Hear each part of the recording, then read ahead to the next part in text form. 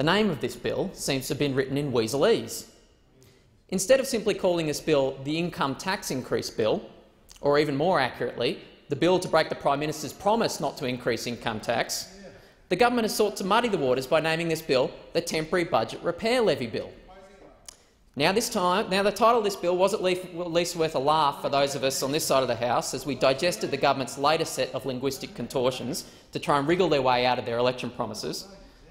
But on further reflection, I got the feeling that I'd laughed at the name of this bill before seeing it on the notice papers.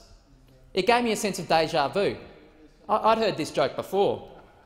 After a bit of thinking, I realised that I'd seen this bill before on an episode of The Simpsons.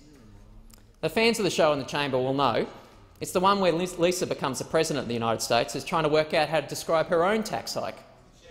She turns to her trusty political adviser, Milhouse, just as you can imagine the Prime Minister turning to Senator Cormann during budget preparations, and says, "I'll have to raise taxes, but in my speech I'd like to avoid calling it a painful emergency tax." After a bit of strategising, Milhouse suggests, "Well, if you want to just out-and-out lie, we could call it a temporary refund adjustment." A temporary refund adjustment. Surely this was the inspiration for the strategic geniuses in the Liberal Party who thought that they could get away with describing an increase in income taxation as a, quote, temporary budget repair levy. Sophistry of this kind worked briefly in the fantasy world of Springfield. It worked on Lenny and Carl and Moe's Tavern. But unfortunately for those opposite, in the real world, everything is not coming up Milhouse for Tony Abbott, for the Prime Minister.